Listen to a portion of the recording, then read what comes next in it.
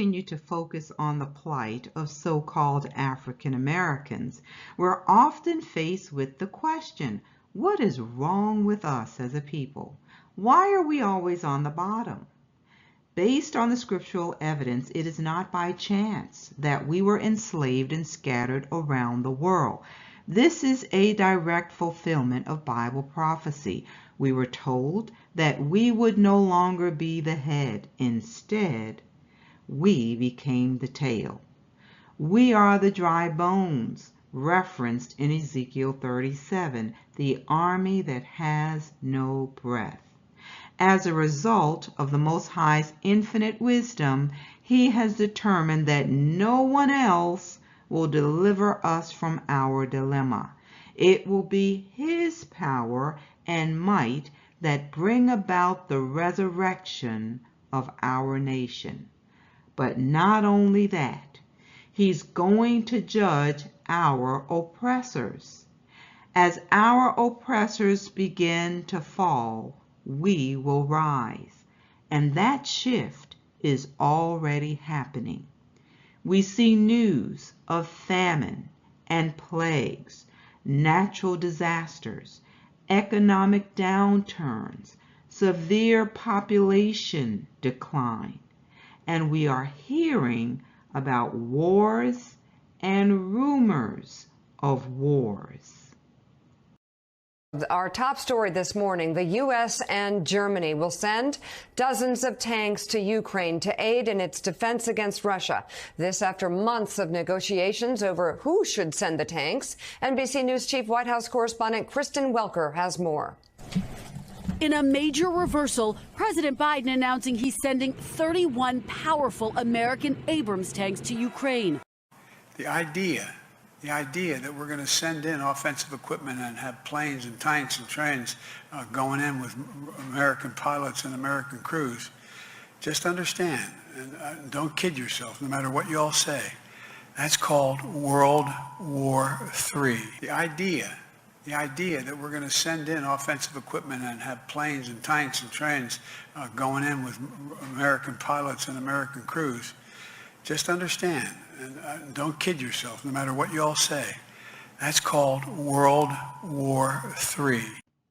As I said, wars and rumors of wars. And not only that, the accelerated decline of white Americans is alarming to many.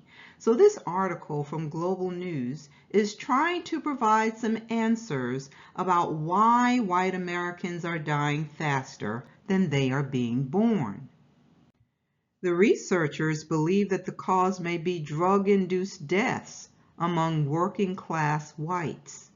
They say that based on their analysis, more states are likely to experience white natural decrease in the near future. In addition, they are warning that the growing incidence of white natural decrease has important implications for the nation's demographic future. It will lead to white Americans being outnumbered by non-whites. Could this be repayment for the drugs our government placed in African American communities that created havoc in black families, causing numerous deaths, addictions, and imprisonment? Reports are showing that certain states are witnessing plunging birth rates. According to Public Policy Institute of California, it says without migration, California and the United States will experience population losses as people age and deaths outnumber births. So when you see politicians talking about closing the border, just know that they're not genuinely concerned about immigrants coming into this nation, unless, of course, they happen to be from African countries. Building a wall is only propaganda. The truth is, European nations and this nation need immigrants. They just don't want the ones with black skin. Listen to this next clip. This is a fascinating report from beginning to end, but particularly I'm interested in the part you authored, which has to do with fertility rates in the United States and what that could do for economic growth. First of all, give us a sense of where we are on fertility rates in the United States and whether this is a temporary thing or it may take care of itself. Sure. So the U.S. fertility rate has plummeted for the past 15 years. And so the problem here is that now we are at a level of fertility in this country that is below replacement level, meaning without immigration, the population will not maintain our size. Now here's a corroborating report that comes from the San Francisco Chronicle. It says the dearth of people has been particularly evident in downtown San Francisco for the past 3 years, with empty offices and BART and Muni trains and shuttered restaurants and shops. The fiscal implications are dire, as the city projects a $728 million deficit over the next 2 years. By some measures, downtown San Francisco has had the weakest pandemic recovery in all of North America. Indeed, a shift is taking place. With the awakening of the chosen people of the Most High, we see the times of the Gentiles quickly coming to an end.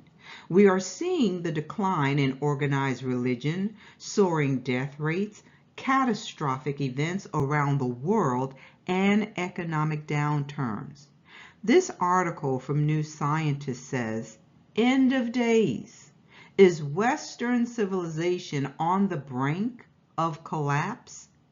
History tells us that all cultures have their sell-by date, it says. Do political strife, crippling inequality, and climate change mean the West's time is now up? It appears that some of them know what time it is. They can see the handwriting on the wall. What else should we be paying attention to?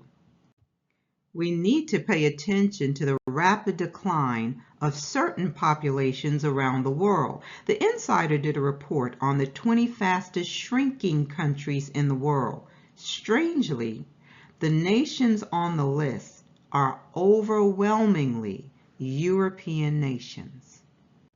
Another recent article, this one is from Fox News.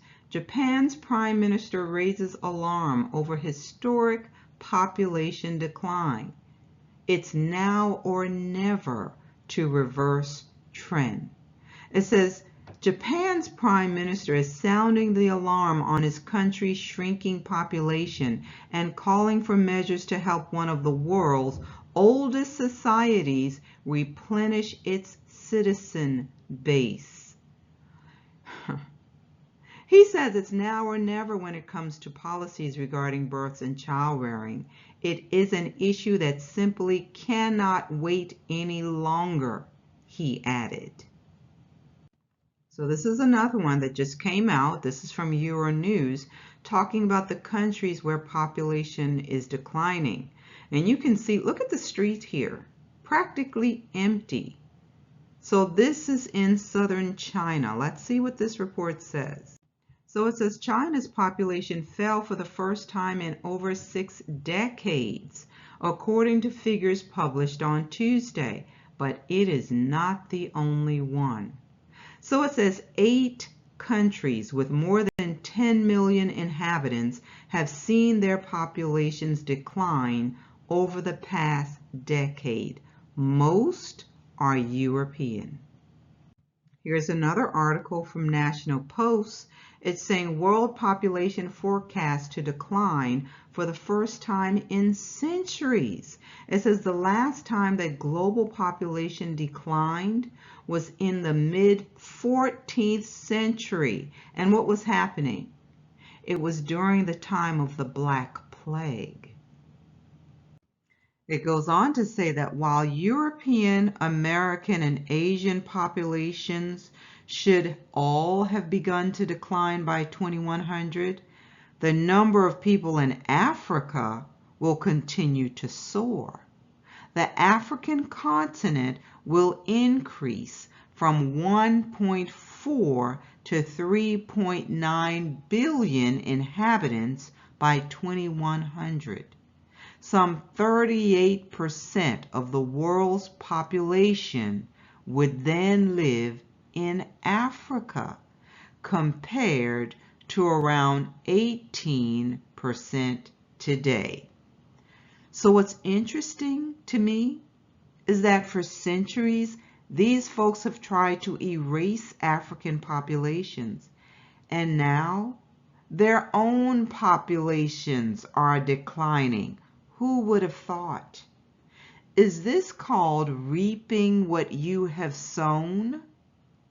Something else is happening that's a cause for alarm. Let's take a look at it. And we're also seeing the decline in religion. This is from The Guardian, entitled "Losing Their Religion: Why U.S. Churches Are on the Decline." It says churches are closing at rapid numbers in the U.S. Researchers say as congregations dwindle across the country and a younger generation of Americans abandon Christianity altogether, even as faith continues to dominate American politics. As the U.S. adjusts to an increasingly non-religious population, thousands of churches are closing each year in the country, a figure that experts believe may have accelerated since the COVID-19 pandemic. This article from MarketWatch says, rise in middle-aged white deaths of despair may be fueled by loss of religion. New research paper argues. It says so-called deaths of despair, such as from suicide or alcohol abuse, have been skyrocketing for middle-aged white Americans. It's been blamed on various phenomena, including opioid abuse. But a new research paper finds a different culprit: declining religious practice. So apparently, the loss of religion is the reason for the decline in the white population. Come on now. We know that there is more to it than this. They just don't want to admit what is at the root of the despair. Folks are finally realizing that white supremacy was all a lie. The so-called superior white race is a myth. And what's turning the tide? Judgment. Now let's shift gears just a bit. I'm going to read passages from Exodus and the Psalms, and you can see that I placed them side by side because I want you to see what's written here and listen to the words carefully.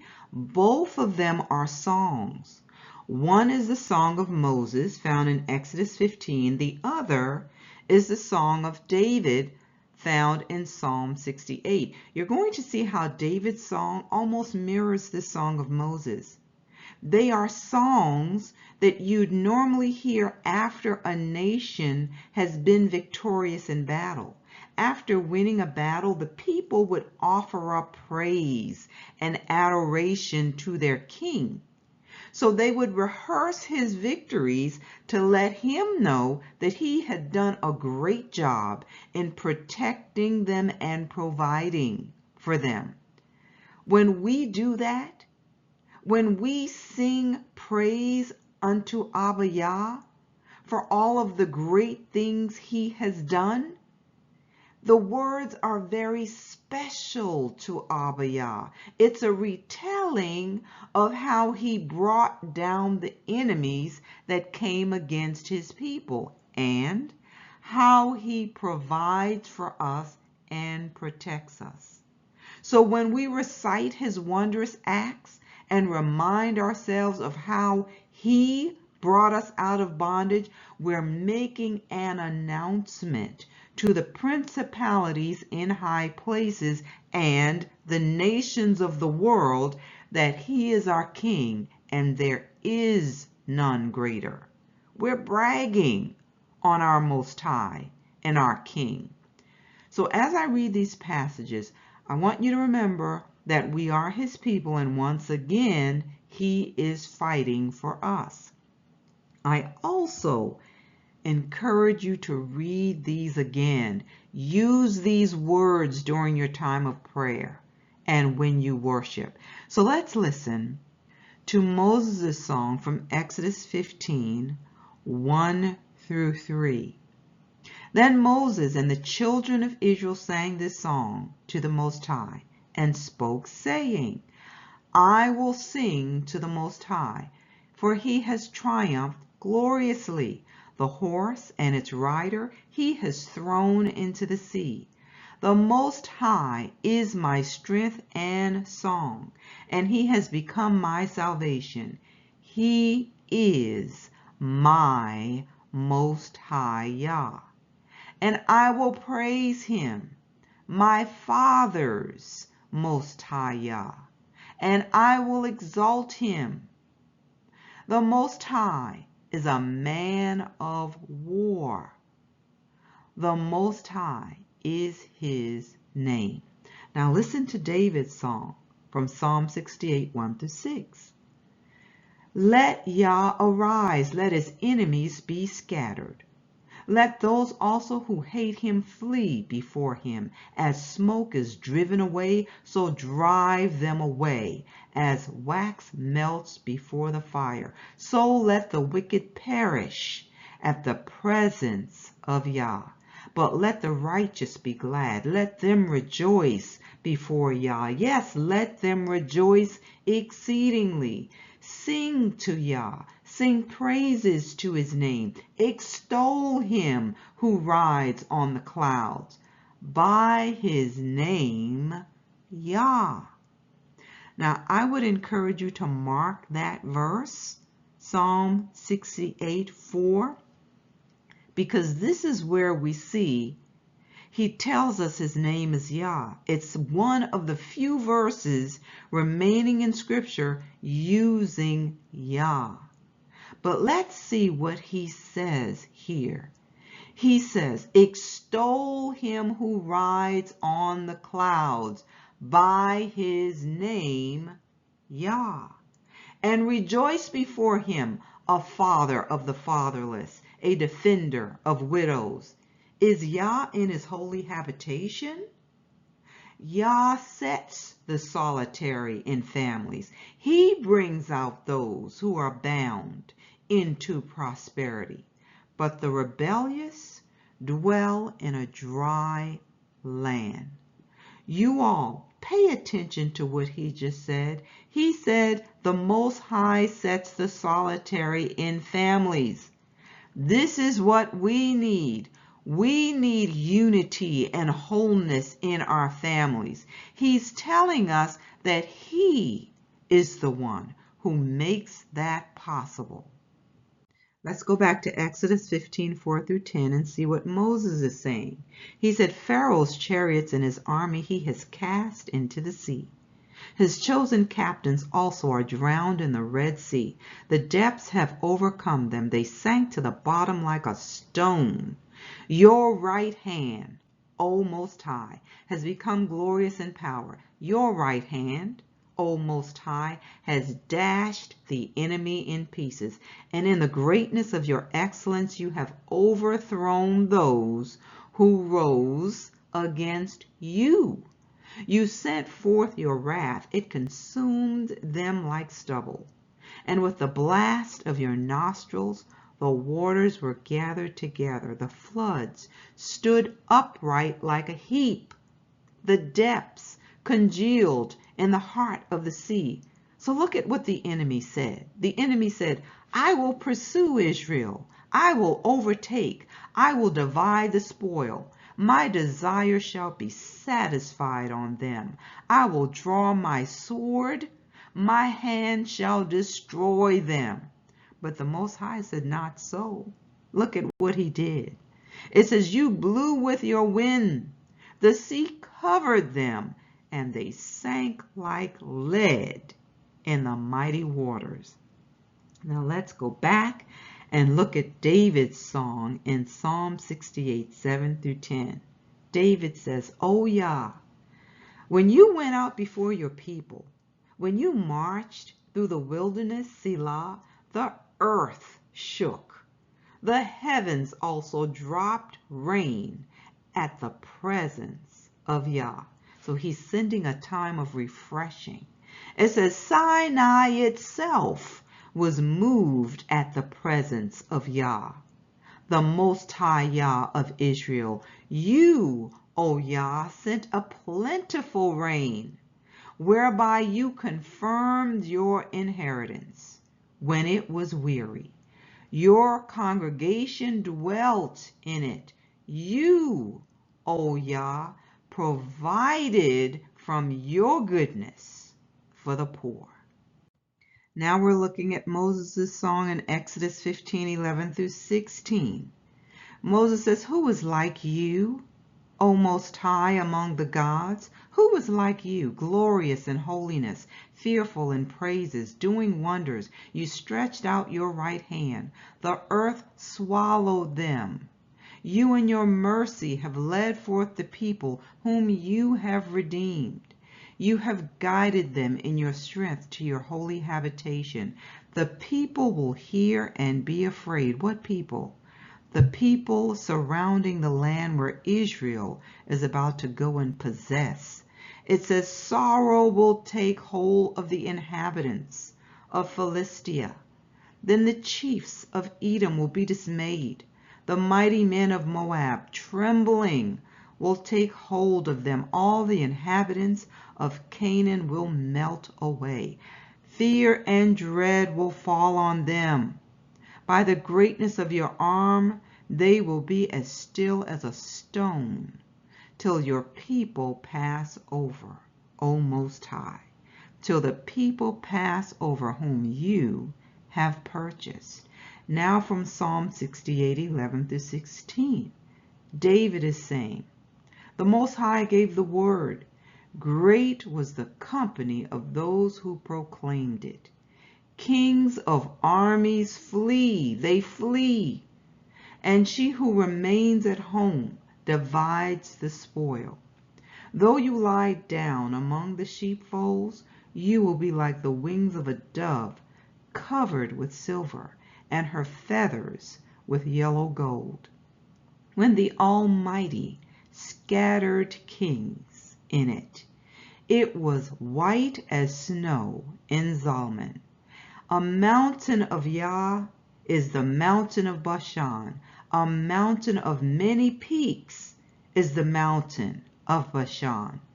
Why do you fume with envy, you mountains of many peaks?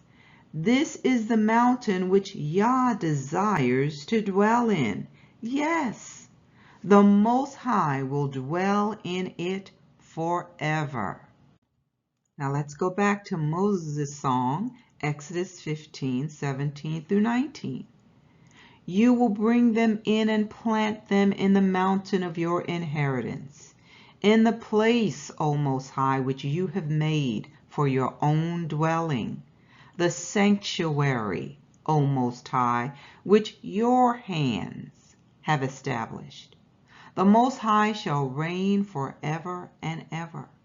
For the horses of Pharaoh went with his chariots and his horsemen into the sea, and the Most High brought back the waters of the sea upon them, but the children of Israel went on dry land in the midst of the sea." Now we go back to Psalm 68, 17 through 20. "The chariots of Yah are 20,000, even thousands of thousands. The Most High is among them as in Sinai, in the holy place. You have ascended on high. You have led captivity captive. You have received gifts among men, even from the rebellious, that the Most High Yah might dwell there. Blessed be the Most High, who daily loads us with benefits, the Most High of our salvation, Selah.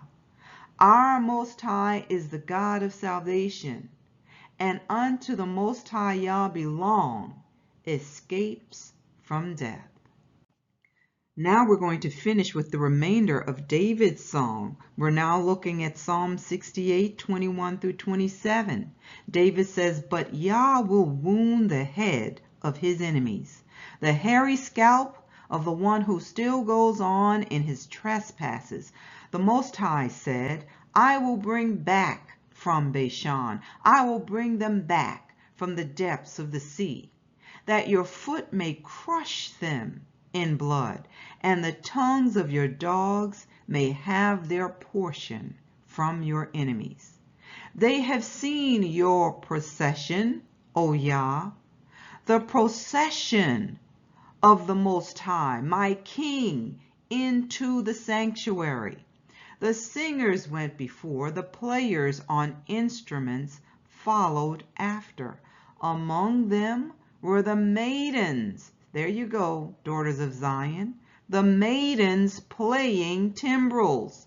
Bless Yah in the congregations, the Most High from the fountain of Israel." Do you see how he's painting the picture of a king returning from battle, and how the people are praising him for his mighty acts? He goes on to say, "There is little Benjamin, their leader, the princes of Judah and their company, the princes of Zebulun and the princes of Naphtali." We continue on with verses 28 through 31. "Your Most High has commanded your strength." He's talking to you, Israel. "Your Most High has commanded your strength." He's commanded you to be strong. "Strengthen, O Most High, what you have done for us.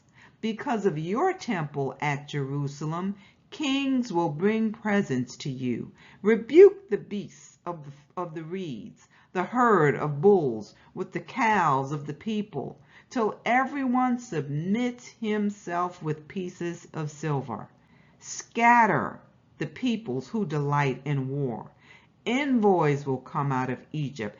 Ethiopia will quickly stretch out her hands to Yah." Let's keep going. And now we'll look at the final few verses from Psalm 68, 32 through 35. David is saying, "Sing to Yah, you kingdoms of the earth. O sing praises to the Most High, Selah, to him who rides on the heaven of heavens, which were of old. Indeed, he sends out his voice. He sends his word, a mighty voice. Ascribe strength to Yah. His excellence is over Israel, and his strength is in the clouds.